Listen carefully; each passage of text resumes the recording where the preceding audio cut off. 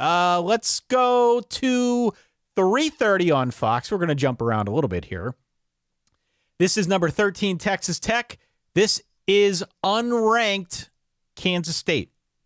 Yes. This game's being played in Manhattan, Kansas. Texas Tech is a 7.5 point road favorite, Dan. That's a lot of points against a team like Kansas State that seems like it's getting better.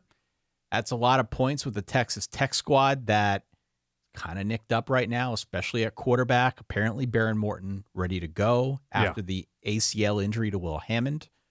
But this is a big one for Texas Tech, even if it isn't a matchup between two quote-unquote ranked teams. Yeah, and Kansas State should be playing with more confidence than they were even just a few weeks ago after dismantling, talking about Surgical Saturday, what they did to Kansas, especially on defense, getting after the Kansas offense. So that's something I'm considering here.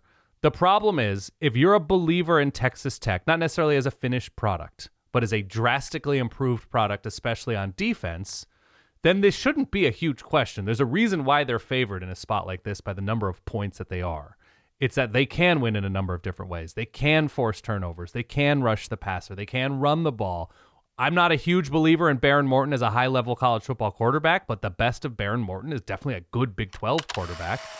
It's just the consistency and dependability and availability. So I'm going with Texas Tech here because I think to beat Texas Tech this year, somewhere near full strength, you yourself have to be pretty complete.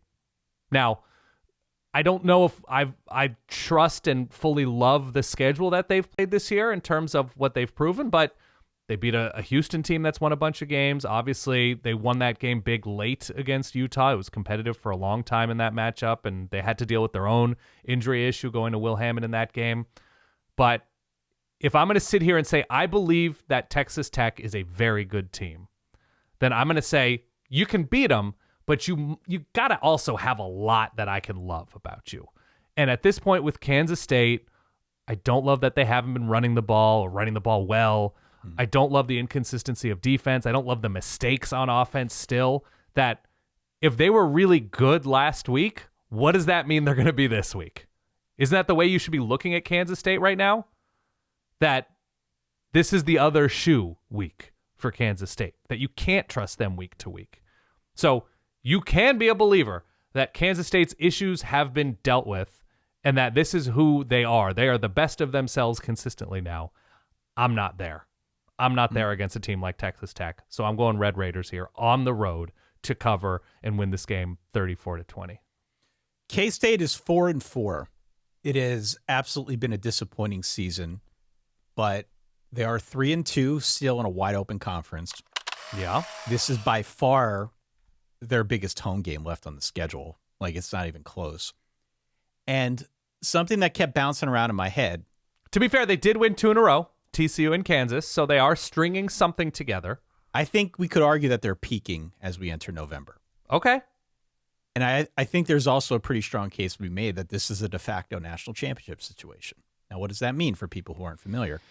Way back when we were all younger and full of life and had no wives or kids or grays in the temple. That's true.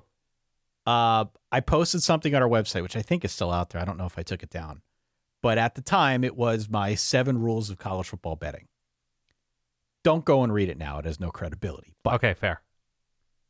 The de facto national championship is something that I talked about then, that I talk about every year. It is exactly what it sounds like. It's when one team has a regular season game that, for whatever reason, because it's a big home spot, because it's the last big game on the schedule, because it's a matchup against, a rival or a hated opponent. Yeah. When you treat that game like a national championship game. And I think this could be that for Kansas State. I have been watching the K-State offense for a few weeks running now. It was dreadful the first 4 games of the year. Yep. And they were off in week 4. And since then, it has progressively gotten better. Agree. The defense has shown modest improvements as well. So I hear you on K-State, and there has definitely been an issue with inconsistency. But I do think that they are getting better, and they have arrived at this point now, start of November, where they're more of a force to be reckoned with. more along the lines of what we expected at the start of the year. Still not fully there, but still not where they've been the first 4 weeks of the year. So Tech is supposedly going to be getting Baron Morton back. And I think that comes just in the nick of time, obviously, because they had an injury to Will Hammond. But unlike the Texas game, I don't see this as a rock fight. I think we're going to see a lot of points here. So the matchup that I am most interested in watching is Avery Johnson against a very active linebacker core for Texas Tech. Like Sheil Wood, the DC for Tech, he almost treats his defensive line as like a conduit to free up his linebackers to give them freedom to go out there and make plays. That's what he does. Right now, the linebacking core has the highest havoc rate of any linebacking core in the country. Yeah, because technically David Bailey is edge outside linebacker. Right. They kind of move him and he's around. been incredible. Yeah. He's been great. He's been a great pickup in the portal from Stanford. Yeah. I think a really good dual threat quarterback, or I should say the best of a seemingly good dual threat quarterback in Avery Johnson, is somebody who can put those guys in really difficult situations. And so I just think we're going to see a little bit of a chess match there. I don't fully know how it's going to go down, but I'm curious. To me, that is the matchup. I do think Texas Tech will win this football game. We agree on that front.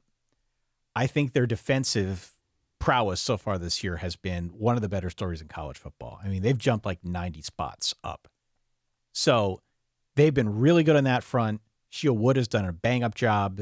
Their transfer portal guys have hit. Their success rates are through the roof. I mean, they've done a really good job there. Yeah. I trust them more to get one or two key stops to give them the separation they need. But the RPS here is 3.5 in favor of Texas Tech. So I'm going Kansas State home dog of the week. The Yakos home dog of the week. By the way, something of note to support what you're saying is the one you mentioned the last 4 games since that first bye. They're basically a weird ending against Baylor away from winning 4 straight. Yep. So maybe I'm going to backpedal a little bit on my week-to-week trust here because they have been very good since that bye in terms of taking care of business. The other thing is Avery Johnson hasn't made a ton of mistakes through the air in terms of interceptions. No. He's had a clean year. He's had, I think, 1 pick in Big 12 play. Yep. He's been very good. He's been really good. That's a surprising number to me. He needs a little bit more of a supporting cast right now, and I don't think he's fully gotten that, especially on the ground. But Jace Brown stepped forward last week, obviously. They're big but play what do you receiver. do if you... Yeah. I'm still in on Texas Tech. I'm still in because of the defense. I think it's going to travel. But I don't hate the pick. I don't hate them looking at them as a home dog. 31-27. Texas Tech wins on the road, but K-State covers. Okay.